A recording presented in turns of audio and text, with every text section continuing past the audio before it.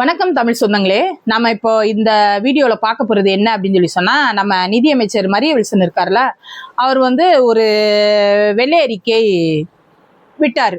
வெள்ளை அறிக்கை என்ன என்ன அப்படின்னா, அந்த கடந்த 5 வருஷத்துல பழைய அரசாங்கம் நம்ம கையில ஒப்படைச்சிட்டு போனாங்கல்ல, அவங்க அந்த 5 வருஷத்துல என்னென்ன செஞ்சிருக்காங்க, என்னென்ன வருவாய் ஈட்டியிருக்காங்க, எவ்வளவு கடனை நம்ம தலையில வச்சுட்டு போயிருக்காங்க அப்படின்றதெல்லாம், என்ன செலவு என்ன வரவு, அது என்ன எவ்வளவு கடன் இருக்கு அப்படின்றத விட்டுருக்கணும். அதை நம்ம மரிய வில்சன் சார் விட்டதுக்கு பழைய நிதியமைச்சர் இருக்காருல்ல, திமுக நிதியமைச்சர் தங்கம் தென்னரசு நீங்க என்ன, நாங்க 10 வருஷம் 15 வருஷத்துக்கு நிதி அறிக்கை விட்டோம், நீங்க என்ன 5 வருஷத்துக்கு தான் விட்டுருக்கீங்க அப்படின்னு சொல்லி கேட்கிறாரு.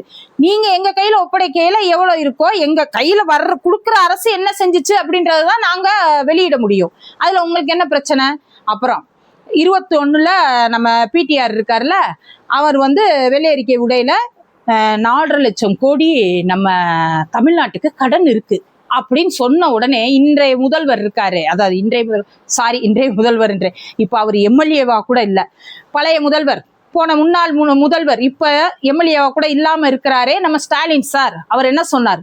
எடப்பாடி பழனிசாமி ஆளத் தெரியாம ஆண்டு, அதான் யார் கையில போகணும்னு இருக்கு பாருங்க, இவரெல்லாம் ஆளத் தெரியாம ஆண்டு ஒவ்வொருத்தவங்க தலையிலையும் 68,000 ரூபாய் கடனை வச்சுட்டு போயிருக்காரு. பிறக்கிற குழந்தை தலையில கூட 68,000 ரூபாய் கடன் இருக்குன்னு சொன்னார்.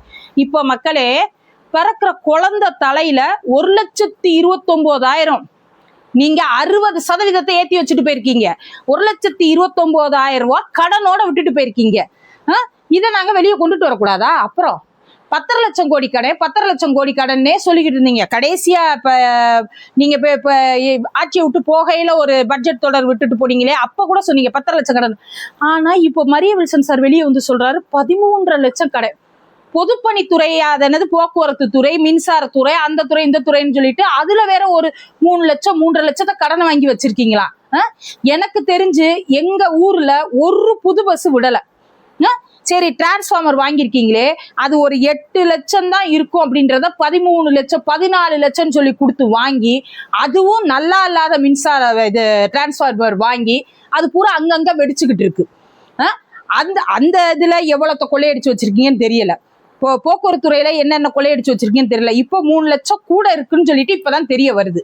அதுக்கப்புறம் எங்க ஆட்சி வந்த உடனே மின்சாரம், அது எப்படிப்பா உங்க ஆட்சி இருக்கிற வரைக்கும் மின்சாரம் கரெக்டா இருந்துச்சு, எங்க தலைவர் ஏறி உட்கார்ந்த உடனே மின்வெட்டு, அது எப்படி மின்வெட்டு வருது?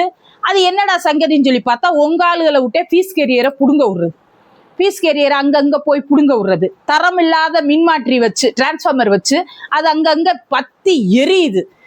இவ்வளவு பண்ணி வச்சுட்டு அடுத்து உன குறை சொல்ற பத்தியா? அங்கதான் எரியுது, பண்றது பூரா பண்ணிட்டு குறை வேற சொல்ற. அப்புறம் மின்சாரம் இல்லை அப்படின்னா எல்லாருக்கும் வருத்தம் தான். இந்த வெயில் காலத்துல மின்சாரம் இல்லைன்னா ஒரு நிமிஷம் நம்மளால தூங்க முடியாது. ஏசி இல்லைனாலும் பரவாயில்ல, ஒரு ஃபேன்னாச்சும் இருந்தாதான் ஒரு மனுஷன் 6 தூக்கனாச்சும் தூங்கியது.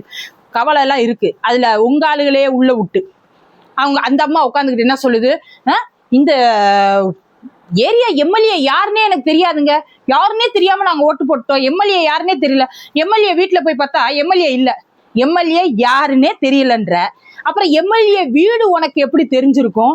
அந்த வீட்டுக்குள்ள எம்எல்ஏ இல்லைன்றது உனக்கு தெரிஞ்சிருக்கும். ஏன்டா இப்படி மண்டைக்கு மேல இருக்க கொண்டைய மறந்துகிட்டே இருக்கீங்க?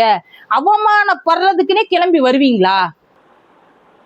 அந்த மின்சாரத்துல போய் வயரை பிடுங்கி விடுறது, பீஸ் கேரியரை பிடுங்கிட்டு போறது, இந்த மாதிரி தெளவாரித்தனம் எல்லாம் பண்ணிட்டு இருந்தாங்க. அதை பூரா கண்டுபிடிச்சு கொஞ்சம் கொஞ்சமா நிவர்த்தி பண்றாங்க. அந்த மின்வெட்டை கொஞ்சம் நாங்க பண்றோம், அந்த நீங்க செஞ்ச திருட்டு வேலையை கண்டுபிடிச்சிட்டாங்கன்னொன்னே இப்ப புது வழி என்ன அப்படின்னா, செங்கல்பட்டுல ஒரு பைத்தியம் அது போய் ஒரு மக்களுக்கு பயன்பாட்டுக்கு புடிச்சு வச்சிருக்க ஒரு குடித நீர் தொட்டியில இருக்கிற பைப்பை அறுத்து விட்டுட்டு போகுது. ஒரு குடி தண்ணி அறுத்து விட்டு போட, தவிச்ச வாய்க்கு தண்ணி கொடுக்கலைன்னா நீங்க எல்லாம் மோச்சம் நரகத்துக்கு கூட போக மாட்டீங்க, நரகத்துல கூட உங்களை ஏத்துக்க மாட்டாங்க. நீங்க எல்லாம் எந்த பாதாள உலகத்துல போய் எந்த எண்ணெய் சட்டியில கடந்து வருவட போறீங்கன்னு தெரியல. ஏன்னா ஒரு தண்ணி தொட்டியை அறுத்து விட்டு போறேன்னா உனக்கு அவ்வளவு பதவி வெறி அரிப்பு இருக்கா? பதவி வெறி உங்களை அவ்வளவு செய்ய சொல்லுதா? இருக்க முடியல என்ன?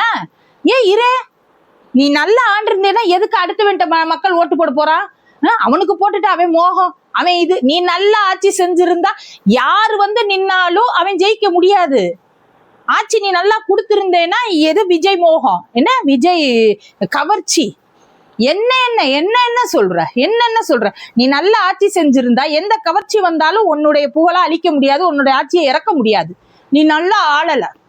அதனாலதான் நாங்க சரி யாராச்சும் ஒருத்தர் காப்பாத்த வரமாட்டானா, இந்த களவாணி பைய, இந்த திருட்டு பைய, களவாணி பைய நல்லா இல்லைன்னு திருட்டு பயலுக்கு போறது, இந்த திருட்டு பைய நல்லா இல்லைன்னு களவாணி பயலுக்கு போறது, இப்படியே நம்ம இருந்தோமே அப்படின்னு சொல்லிட்டு ஒரு ஆபத் பாண்டவன் வரமாட்டானா அப்படின்னு இருந்த காலத்துல எங்க தலைவர் வந்தாரு.